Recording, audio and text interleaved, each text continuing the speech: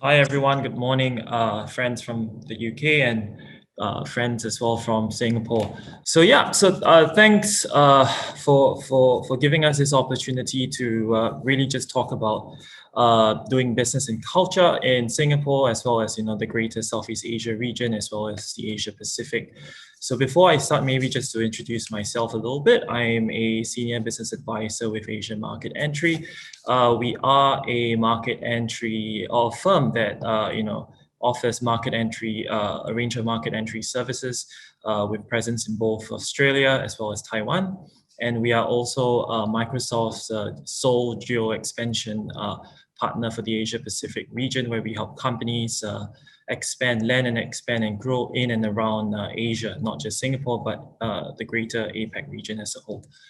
So really, just wanted to put this out here as a picture, as an introduction, where, as you can see in the picture, Southeast Asia is at the center of a very dynamic APAC region, and the center and the heart of it all is really Singapore, where we're right smack in the middle of this hive of activity. So this is, just the geographical location of Singapore itself bodes very, for a very exciting future in terms of doing business. This is something that Christopher might have touched on a little bit earlier. So really just wanted to give you also a high level overview of the industry sectors with opportunities for companies across the board, as well as just a little bit of statistics, from the GDP, the language, the currency, the really just the high level demographics of Singapore as a whole. One thing I really wanted to highlight is that recently, I'm sure most of us would know that Singapore is also part of the RCEP, the Reset Agreement, which is also the largest trading bloc in history, and that really helps a lot in terms of influencing decisions of moving to Singapore for business, with considerations of expansion to other parts of Asia in the future. So that's something that I thought I wanted to just highlight, as well as apart from that, Singapore also has a very strong network, or large network of free trade agreements. Singapore also is an excellent choice as a starting point, because we are always often known to be easy Asia due to multiculturalism and also less strict traditions in comparison to other Asian countries. And successfully penetrating the Singapore market, landing here, would also help you to present a gateway to expand further into other Asian countries in the future. So that's something for perhaps a longer term kind of considerations. So maybe I just wanted to touch on a little bit about business culture as well. This doesn't just apply to Singapore, but in Asia as a whole as well. So I think the first thing that of note would really be the hierarchical collectivist society that Singapore has, where really group interest is more important than the individual's opinion. And people are really, in general, are categorized based on their age, their seniority, their position and titles from the corporate aspect. The other thing really that is very significant is long-term orientation. There is an emphasis, especially on long-term gains and benefits when you want to do business. Companies and people here tend to focus on the long-term gains. And also this mindset of being very relationship oriented, non-verbal communications, informal meetings are really more important than signing a contract. Getting to know you, that kind of angle and aspect is highly sought after, especially when you do business say in Singapore and in Asia as a whole, because ultimately customers want to know who they are dealing with in the long term, and working with, are you showing that kind of commitment to the customer, by being physically present in the region, by being there to support them when they have questions and when they need support. So these are really some factors at which people would tend to focus on.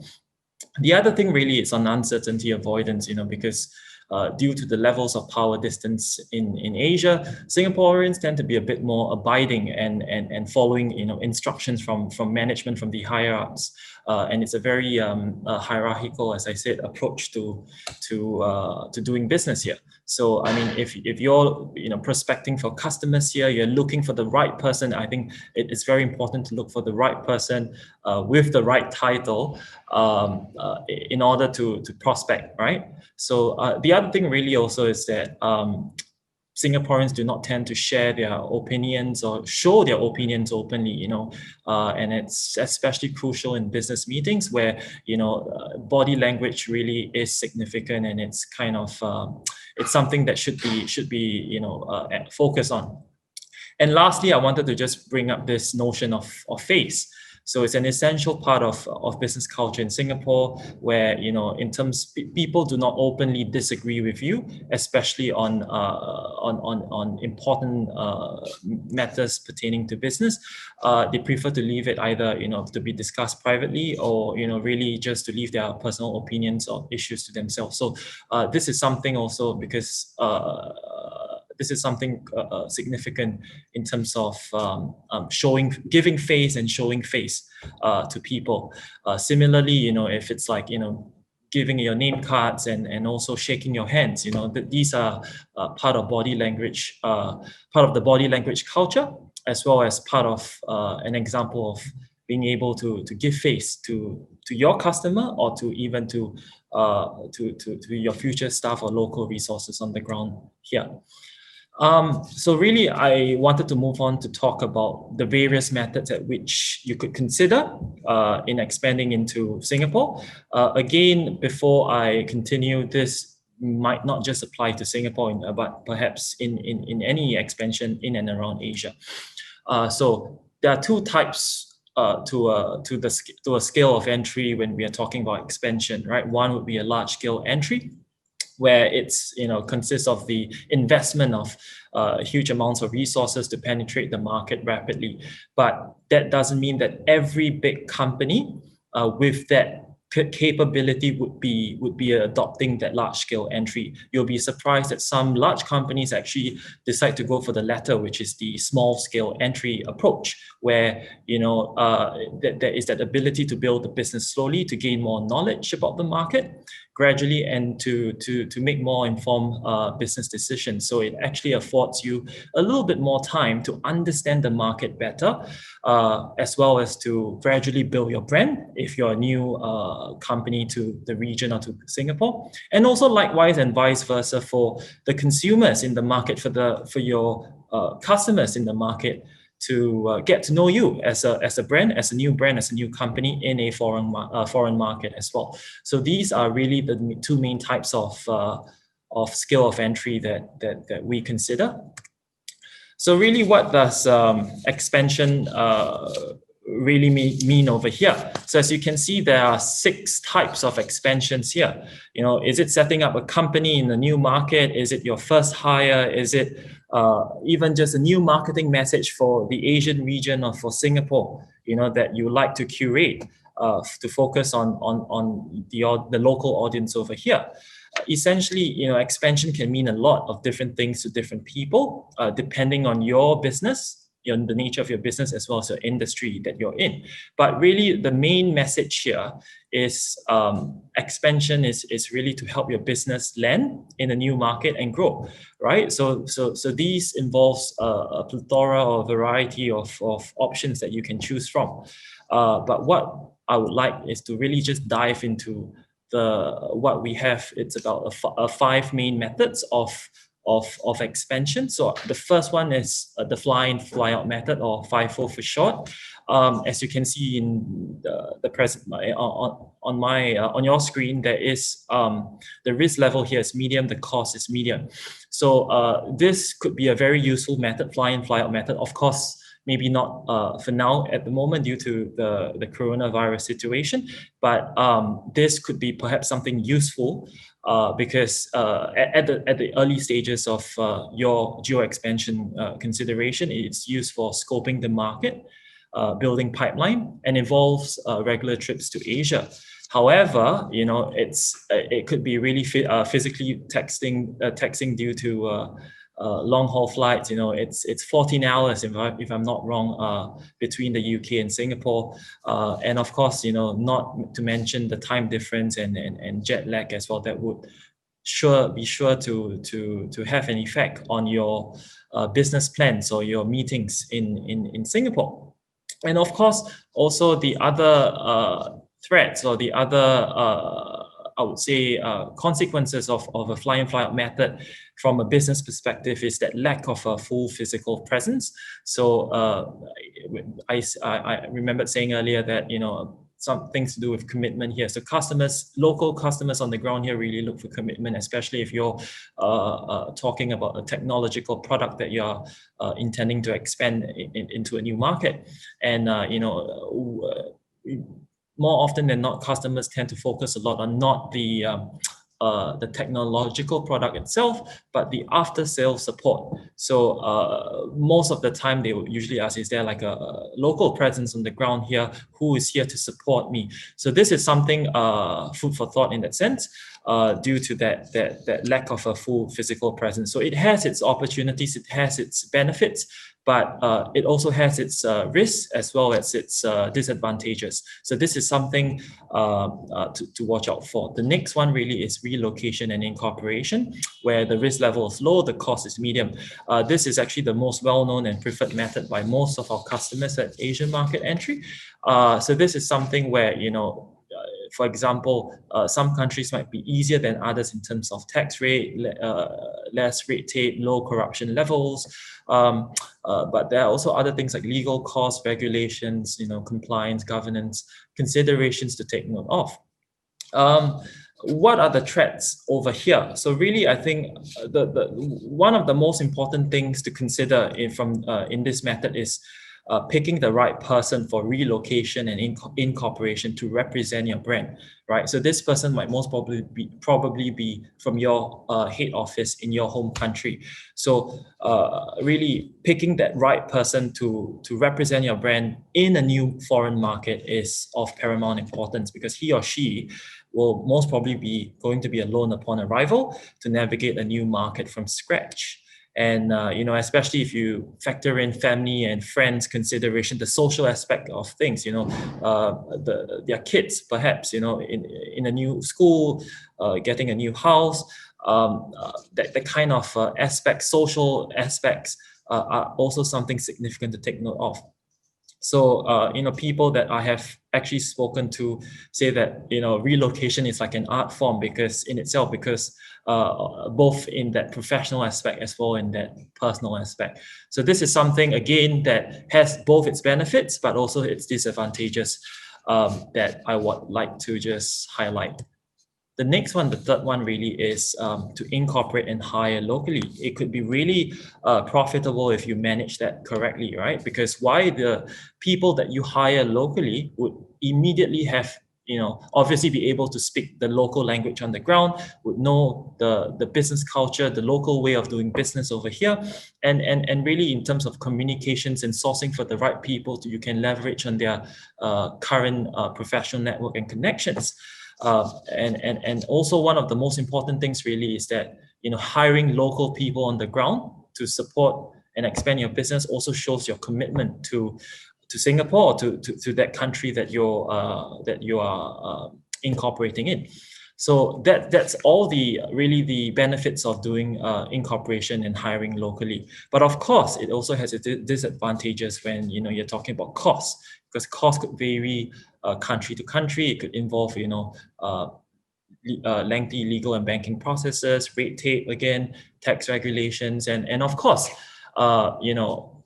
hiring locally is one thing, but the biggest question here is, who do I hire? Where do I start? How do I go about it? So these are the questions, or the big questions that new companies to a new foreign market will obviously tend to ask these questions. So again, it's some food for thought and considerations for you in your current stage of growth. The next thing really is you'll be surprised. Doing nothing might actually be an option in itself, because it's a low cost, and the risk level is not high, because Asia might really not be for everyone. I would put it this way, in the way where it might not be for everyone at a certain stage of your growth. Some people tend to just go all in, throw everything in, and to just expand, while some people are just pulling back and just being a little bit more cautious and conservative. So there might be many factors, right, that makes you arrive at this decision. It could be your differences in your business model or your business strategy, but it really gives you that time to prioritize your growth in your home market before you think of expanding to a new region. I mean, one of the biggest reasons we usually talk to our for foreign tech companies abroad is that, do you have an established technological product that's ready to be exported or to be expanded abroad? Because if you do not have a customer base in your home country, what makes you think that a very brand cautious Singapore and Asia would be willing to be interested and buying your product? So this is something that most companies tend to focus on in terms of increasing their own, strengthening their product branding, and of course their customer base in their home market before thinking of even doing something abroad. So there you go on the screen there. Business might not be fully mature domestically, or you might not have the resources available to support an international expansion at this stage of your growth. So sometimes it's really good to do nothing in that sense as an option. The last one really that I wanted to talk about is proving the market through partnering. This is one of the best ways, like partnering with a third party company like Asian Market Entry, to help you prove the Asian market, essentially, where your risk level is low and your cost would be between a range of low to medium. Why? Because we help you build a pipeline through outsourcing your business development. We also use and we'll be able to tap onto our extensive list of partners, a network of partners that we can help to grow both your channel sales, your direct sales, and as well as your indirect sales. It's a very low risk way of entering a new market.